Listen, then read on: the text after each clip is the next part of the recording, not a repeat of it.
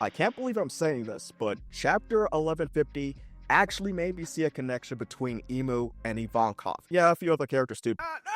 But I figured starting with Ivankov would be a solid hook to keep you all in the shit with me. And I swear it's not clickbait. I got reasons, so stick with me to the end for me to explain. But also, what the fuck is Imu?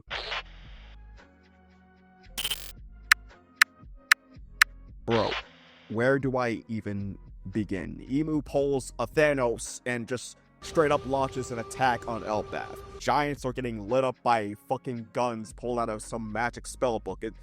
It's Black Clover or, honestly, Zatch Bell, which low-key does the whole spellbook thing way better, but that's another combo. And yeah, the battlefield's a total shit show, but here's the real kicker.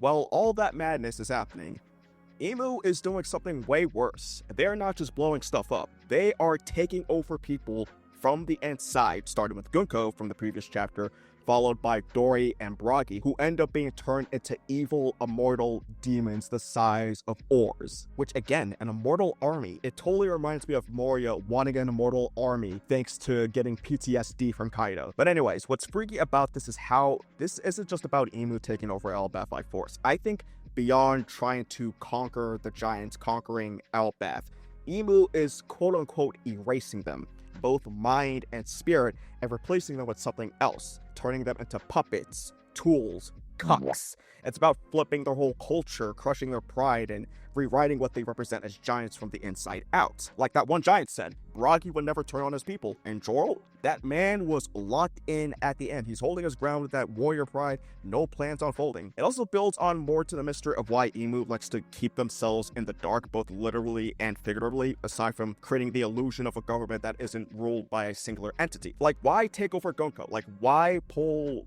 Dori and Bragi into it and have them fight on your side? If the goal's just to crush Elbaf, I'm pretty confident Imu could just physically leave Mary Joie and physically kick some ass, no problem. So I think it's just more build up to the eventual reveal of the full picture behind Imu's secrecy. But perhaps the point of possessing people, turning them into demonic puppets, is what I mentioned earlier about erasing culture. This is from a metaphysical and spiritual perspective, in contrast to what the God's Knights were doing when they started the whole book burning protest at the Owl Library and the school. That's how the world government operates in a nutshell. It loves making people disappear who refuse to conform. It loves to control the narrative and control the story, and based on what we've seen so far, it kind of tracks. This isn't the first time we've seen something like this in One Piece. Doflamingo didn't just take over Dressrosa by force. He flipped the entire kingdom's memory and made King Riku look like a dick.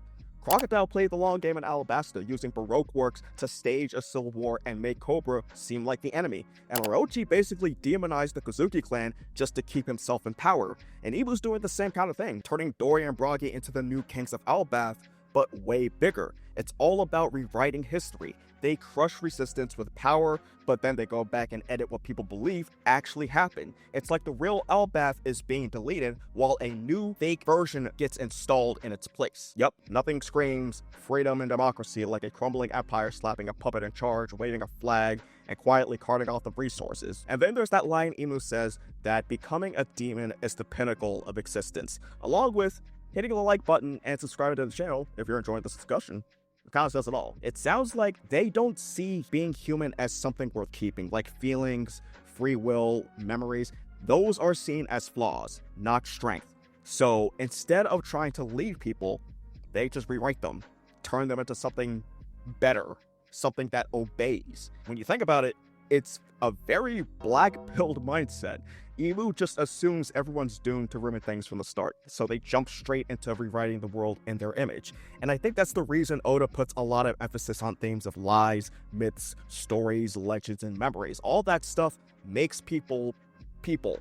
That's what makes Elbaf the perfect target. It's full of legends, memories, pride, and tradition and culture. And to someone like Imu, that's dangerous. It facilitates the ability to resist control, and Imu knows it in the back of their mind. And you know that One Piece makes it very clear that myths aren't good or bad by default. They're just tools. A myth like Sun God Nika gives people hope. It tells them that freedom is still possible, but that same kind of myth can also be twisted and used to control instead. That's exactly what tyrants like Imu do. They take old stories and then they turn them into excuses to rule.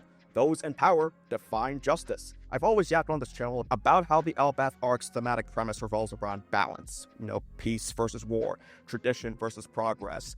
But after chapter 1150, I think it's much more about the truth. Elbaf is steeped in myth and legend, and this arc demonstrates that on a macro scale, people aren't simply controlled by strength, they're controlled by lies, and Imu rewrites reality to exert control. In contrast, Luffy reminds people of who they are through love and trust and friendship. That's the power of love. It reveals the truth, and it can't be fake. At first, I thought the arc was saying that myths just hold people back, like the Shandians clutching their traditions so hard that they almost kill themselves from a plague, but there's more to it. Some myths, like that of Sun God Nika, give hope.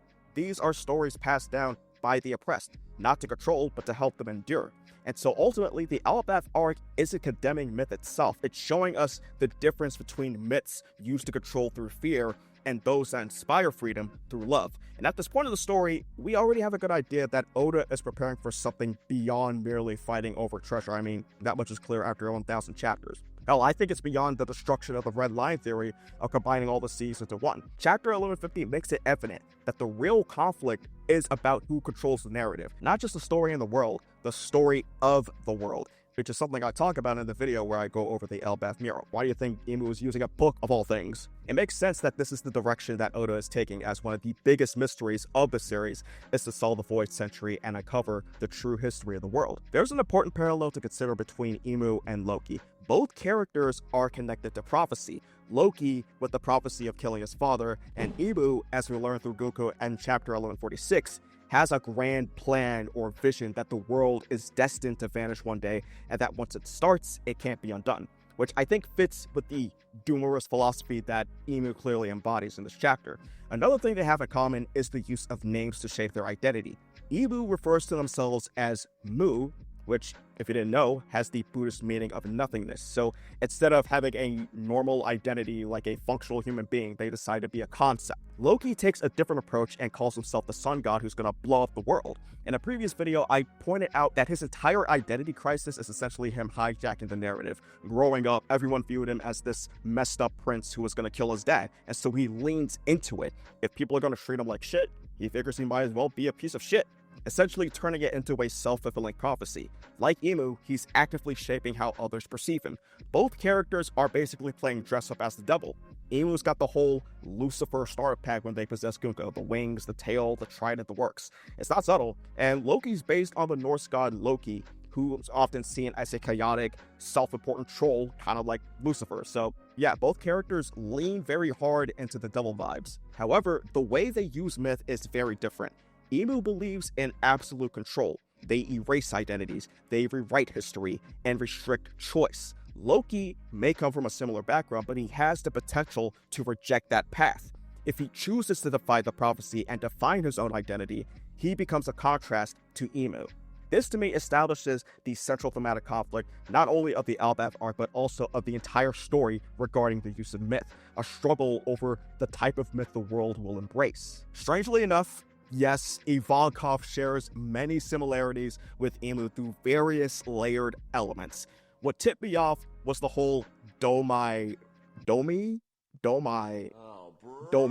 Reversi spell technique. I'm not sure if it's appropriate to call it a spell in a story about pirates, but yeah, here we are. So I think we got Imu pretty much revealing how they granted the 5 elders and the God's Knights immortality, and potentially by extension, access to the Abyss.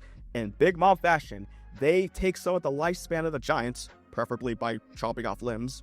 Ouch. I guess Oda is illustrating that Imu essentially takes some of that lifespan and transforms it into, I suppose you could say it's a kind of undying fuel for immortality. It's basically equivalent exchange from Fullmetal Alchemist. At least that's how I see it, because it's one of my favorite anime series of all time. And what follows are portals of hellfire appearing and dragging down the giants and then spitting them back up as demons on some black hole liberation Blackbeard shit. And here's where the Ivankov connection kicks in. Y'all remember in the Impel Down arc with the whole demon away myth that leads people into level 5.5? That is exactly what the demon contract Domi Reversi reminded me of. Even the imagery of the demon away panel in chapter 536 evokes this Imu spell. And that's not all. The Japanese equivalent of the term demon away in the context of the manga, or Nishita, not only means to bring down or take down, which in the context of Impelled Down refers to the superstition that missing prisoners have been pulled away by demons to the gates of hell itself, but Oroshida can also mean to evoke or call down a spirit. That right there describes what Imu just did when they possessed Gunko, except Imu as a spirit called themselves down. Furthermore, in the Imu Ivankov comparison, both characters are agents of transformation. You got Ivankov empowering others to embrace their true identity, their gender, while Imu suppresses identity to impose control. And so thinking about it, it does add more credence to the ongoing fan theory that Imu possessed Nefertari Lily's body. Even the visual symbolism of both characters support the parallel. Ivankov's Jolly Roger features devil-like horns formed by crossed arrow-headed swords and cleverly blends both male and female sex symbols into the design to celebrate duality and fluidity. And Imu's possession of Gunko similarly results in demonic features like wings and a tail and a trident, but is used to erase the host, not express the self, the individual. Both have rulership over places associated with secrecy, with Ivankov ruling the concealed level 5.5 until Bonclay took over, while Imu governs the world government hidden from public view. It's been right in front of our eyes this whole time, except for Brook, who lacks any, but makes up for an interesting backstory, which I'll talk about in this video here.